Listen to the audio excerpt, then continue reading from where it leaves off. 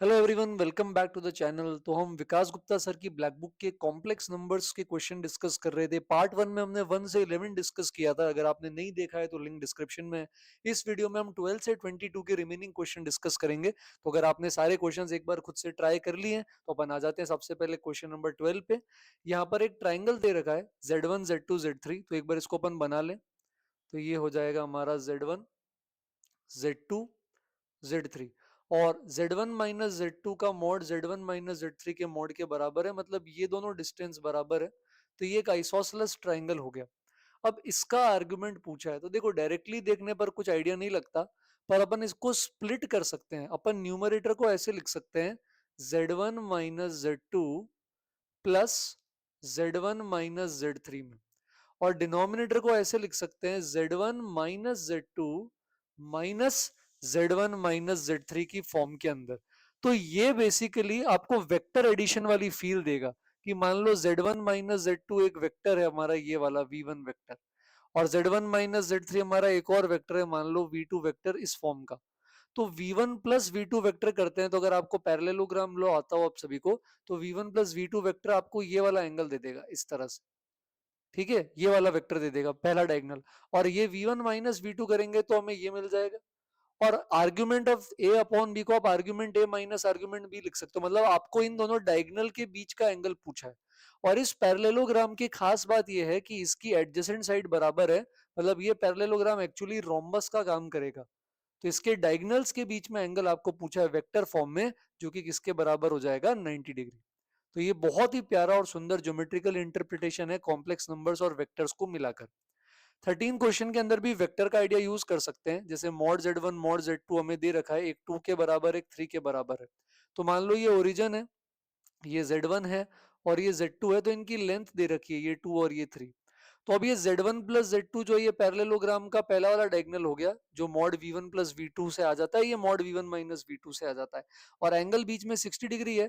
तो mod V1 plus V2 क्या पढ़ते हैं अपन वेक्टर्स में, ये पढ़ते हैं मॉड V1 का स्क्वायर जो कि 4 हो जाएगा, मॉड V2 का स्क्वायर जो कि 9 हो जाएगा, और 2V1 डॉट V2 यानी 2 times mod V1 mod V2 cos theta cos 60 degree के साथ, ये न्यूमरेटर हो गया। और V1 माइनस V2 को अगर वेक्टर से करें तो ये डॉट प्रोडक्ट की हेल्प से आ जाएगा mod V1 square mod V2 square minus 2V1 V2 cos 60 degree.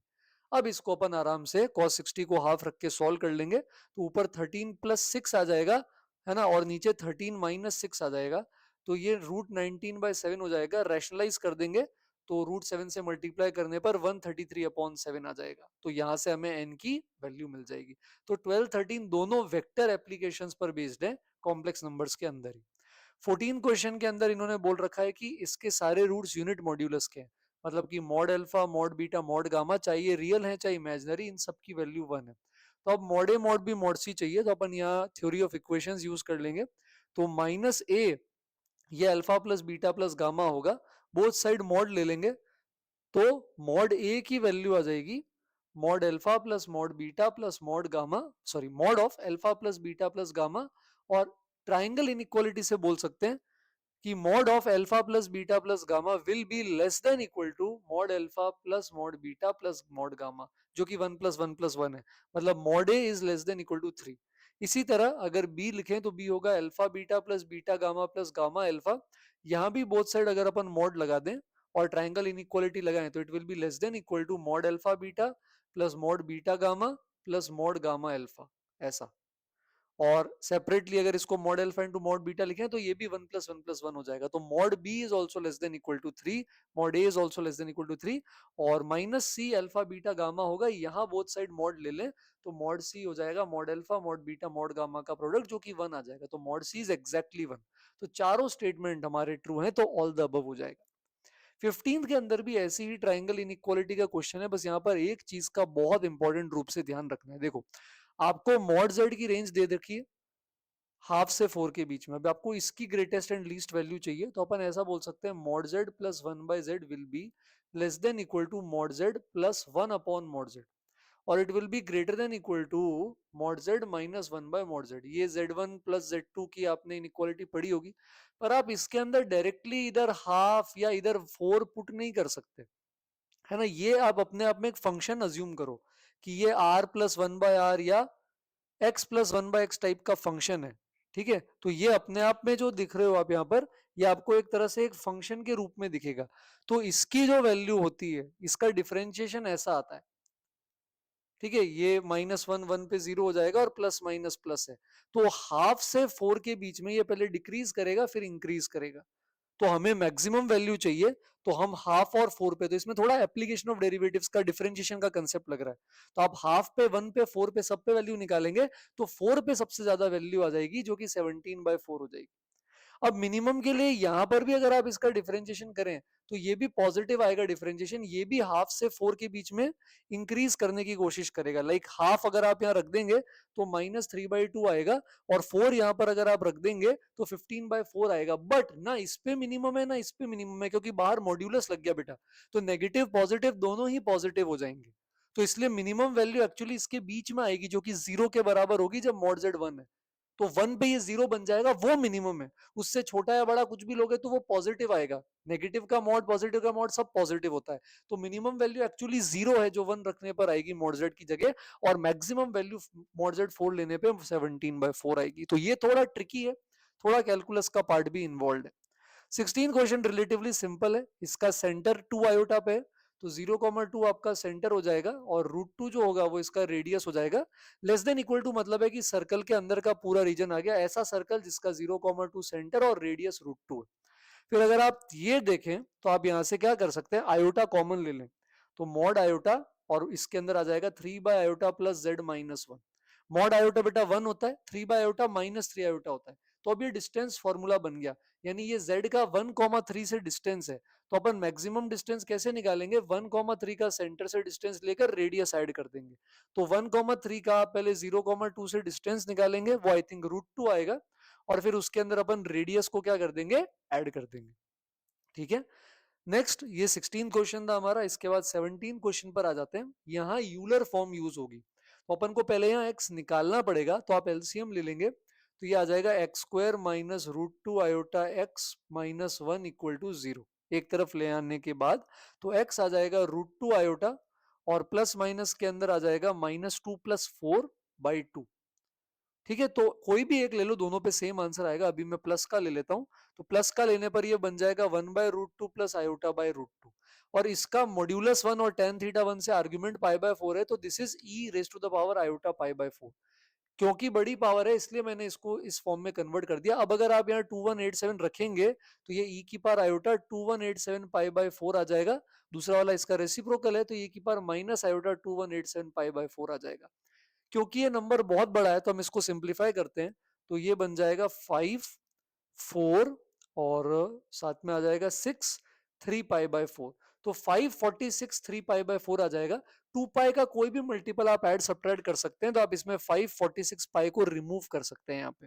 तो ये बात बहुत इंपॉर्टेंट है। तो पीछे 3 π/4 बचेगा, तो ये e की पावर आयोटा 3 π/4 माइनस e की पावर माइनस आयोटा 3 π/4 हो जाएगा। अब आप इसे cos theta plus iota sine theta, cos theta minus iota sine theta लिखेंगे, तो ये 2 आयोटा साइन 3 π/4 यानी 2 आयोटा 1/√2 में कन्वर्ट हो जाएगा। तो ये अप्रोच बहुत इंपॉर्टेंट है, ध्यान रखेंगे, मेंस एडवांस दोनों में काम आती है। 18th क्वेश्चन में सिंपल नंबर ऑफ रूट्स पूछे आपसे कि कितनी वैल्यूज होंगी थीटा की। तो यार सिंपल सी बात है, 8 डिग्री का पॉलिनोमियल है, तो 8 ही रूट्स आएंगे ना, उतने ही थीटा होंगे। और रही बात कैलकुलेट करने की कैसे करें, तो ये एक जीपी है जिसमें फर्स्ट टर्म 1 और कॉमन रेशियो -z लेंगे, तो 9 टर्म्स है, तो ये 1 माइनस माइनस z की power 9 upon 1 minus minus z आ जाएगा, जहां ऑफ कोर्स डिनोमिनेटर 0 नहीं हो सकता। तो वैसे तो जीपी से आपके पास z की पावर 9 बराबर -1 बनेगा, तो देखने पर लगेगा कि ई की पावर आयोटा 2 पाई/थीटा लगा दें, कि भाई -1 को लिख दें ई की पावर आयोटा पाई, आर्गुमेंट पाई होता है -1 का, 2k पाई ऐड कर सकते हैं, ऐसे ही अपन nth रूट्स ऑफ यूनिटी निकालते हैं। तो इसके 9 रूट्स इस फॉर्म में आ जाएंगे, e की power iota 2k pi plus pi by 9, जहां k आपका 0 से 8 कुछ भी हो सकता है। ये सारे रूट्स निकाल दिए बेटा मैंने आपके लिए, लेकिन आप इसमें इसके केस के अंदर एक रूट आपको रिजेक्ट करना पड़ जाएगा, वो रूट जो k बराबर 4 रखने पर e की पावर आयोटा पाई -1 आएगा, डिनोमिनेटर 0 नहीं हो सकता। तो 9 नहीं 8 रूट्स मिलेंगे, और उन सब की वैल्यू अपन nth रूट्स ऑफ यूनिटी की तरह यूलर फॉर्म से निकालेंगे। 19 क्वेश्चन हमारे सिंगल चॉइस का one of the best question है, जिसमें मॉड डब्ल्यू बराबर आर दे रखा है, तो मतलब कॉम्प्लेक्स नंबर, ओरिजिन सेंटर और आर रेडियस वाला कोई सर्कल पे पड़ा है। यहाँ W1 W2 दो कॉम्प्लेक्स नंबर्स हैं, तो इनका सेंटर से डिस्टेंस रेडियस हो जाएगा, और इन पे टेंजेंट कंस्ट्रक्ट कर दें बेटा, तो ये कहाँ मीट कर रहे हैं, ये कॉम्प्लेक्स नंबर Z बताना है। तो इसमें अपन रोटेशन लगाएंगे, तो पहले W1 पे रोटेशन लगा देते हैं, तो ये हो जाएगा Z minus W1 upon origin minus W1, और टेंजेंट की लेंथ L मान लेते हैं, तो L by R, anti clockwise जा रहे हैं 90 डिग्री, तो e की power iota pi by 2 plus का। अब अपन क्लॉकवाइज डायरेक्शन में W2 पे लगा दें, तो Z minus W2 upon origin minus W2, length of tangent बाहर से बराबर होती है, तो ये भी आ जाएगा L बाय R e की power minus iota pi by 2। अब इनको बेटा डिवाइड कर लोगे आप, तो ये आपके पास आ जाएगा Z minus W1 upon W1, और इंटू में यहाँ आ जाएगा Z minus W2 upon W2, minus आएगा दोनों में, वो आप कैंसिल कर सकते हो, और e की पावर आयोटा पाई बन जाएगा, L बाय R कट हो गए जो -1 होता है। अब जैसे ही आप क्रॉस मल्टीप्लाई करेंगे, तो सॉल्व करने पर आपके पास Z की वैल्यू W1 W2 में आ जाएगी। तो ये रोटेशन का एक बहुत ही प्यारा सवाल है। ठीक है, नेक्स्ट 20th क्वेश्चन है। 20th क्वेश्चन भी बहुत लॉजिकल है। देखो, आपको इसकी मैक्सिमम वैल्यू चाहिए, तो आप यहाँ पर एक्सपैंड कर दोगे अगर, तो जैसे आपको पता है mod Z square Z Z bar होता है, तो ये बनेगा Z1 minus Z2 into Z1 bar minus Z2 bar. दूसरा टर्म आ जाएगा हमारे पास Z2 minus Z3 into Z2 bar minus Z3 bar. तीसरा टर्म आ जाएगा हमारे पास Z3 minus Z1 into Z3 bar minus Z1 bar. अब आप अगर एक्सपैंड करेंगे, तो मॉड Z1 स्क्वायर आएगा दो बार आएगा मॉड Z2 स्क्वायर, दो बार आएगा मॉड Z3 स्क्वायर, जिन सब की वैल्यू क्वेश्चन में दे रखी है। लेकिन माइनस का एक ऐसा टर्म आएगा Z1 Z2 बार, Z1 बार Z2, Z2 Z3 बार, Z2 बार Z3, Z3 Z1 बार, और Z1 Z3 बार। अब इसकी वैल्यू कैसे अपन मैक्सिमाइज करें कि ये पूरा टोटल मैक्सिमम हो जाए, ये डायरेक्टली पता नहीं चलता, पर इसके लिए एक बहुत अच्छा जुगाड़ है हमारे पास। देखो, एक कॉम्प्लेक्स नंबर कंसिडर कर लो Z1 plus Z2 plus Z3, किसी भी कॉम्प्लेक्स नंबर का modulus greater than equal to 0 होगा, यानी उसका स्क्वायर भी ग्रेटर देन इक्वल टू 0 होगा।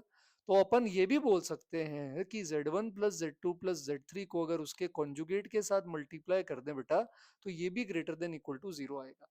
अब इसको एक्सपेंड करेंगे, तो ये बन जाएगा mod Z1 square mod Z2 square mod Z3 square. फिर ये वही वाले टर्म्स वापस आएंगे जो यहाँ पर हैं, इनको अगर राइट साइड में भेज देंगे, तो उधर जाके हो जाएगा माइनस का Z1 Z2 बार, Z2 Z1 बार, और पूरी कहानी Z1 Z3 बार तक। तो मतलब माइनस का ये जो पूरा इतना बड़ा कचरा है, ये इससे लेस देन इक्वल टू है, मतलब ये इसकी मैक्सिमम वैल्यू है। तो ये जो पूरा एक्सप्रेशन आपको यहाँ दिख रहा है, इसकी मैक्सिमम वैल्यू हो जाएगी mod Z1 square mod Z2 square mod Z3 square का सम।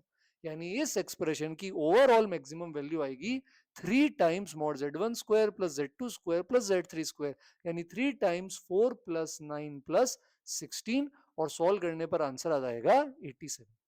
बहुत तगड़ा सवाल था। नेक्स्ट में z की पावर 14 चाहिए, तो बेटा पहले रैशनलाइज करो, तो 7 plus iota upon 3 plus 4 iota को आप 3 माइनस 4 आयोटा से ऊपर नीचे मल्टीप्लाई कर देंगे, तो नीचे ए स्क्वायर माइनस बी स्क्वायर लगाएंगे, 9 माइनस 16 आयोटा स्क्वायर, और ऊपर बन जाएगा 21 minus 4 iota square plus 3 iota minus 28 iota. सब कुछ सिंप्लीफाई करने पर 1 माइनस आयोटा बनेगा, और 1 माइनस आयोटा को से ये फोर्थ क्वाड्रेंट में है, आप यूलर फॉर्म में √2 e की power minus iota pi by 4 लिख सकते हैं। अब आप होल पावर 14 ले लेंगे बेटा, तो ये बन जाएगा √2 की पावर 14 और e की power minus iota 7 pi by 2। इसको सिंपल बनाने के लिए आप 2 पाई का कोई भी मल्टीपल ऐड कर सकते हैं, तो मैं इसमें 4 पाई ऐड कर दूं अगर आर्ग्यूमेंट में, तो ये e की पावर आयोटा पाई बाय 2 आ जाएगा, जो हम जानते हैं आयोटा के बराबर होता है, तो 2 की पावर 7 आयोटा बन जाएगा। तो अगेन यूलर एप्लीकेशन हो गई। और 22nd क्वेश्चन जहां से शुरू किया था वहीं से खत्म करेंगे अपन। ज्योमेट्रिकल एप्लीकेशन है कि अगर mod z minus Z1 plus mod z minus Z2 बराबर k दे रखा है, जहां पर अगर हमारे पास k की जो वैल्यू है वो Z1 और Z2 के बीच की डिस्टेंस से भी ज्यादा है, तो ये एक एलिप्स होता है, और -4 4 ये Z1 Z2 इसके फोकस हो जाएंगे। तो ये बेसिकली आपकी एक एलिप्स आ जाएगी, जहां पर -4 4 0 ये तो आपके फोकाई हो जाएंगे।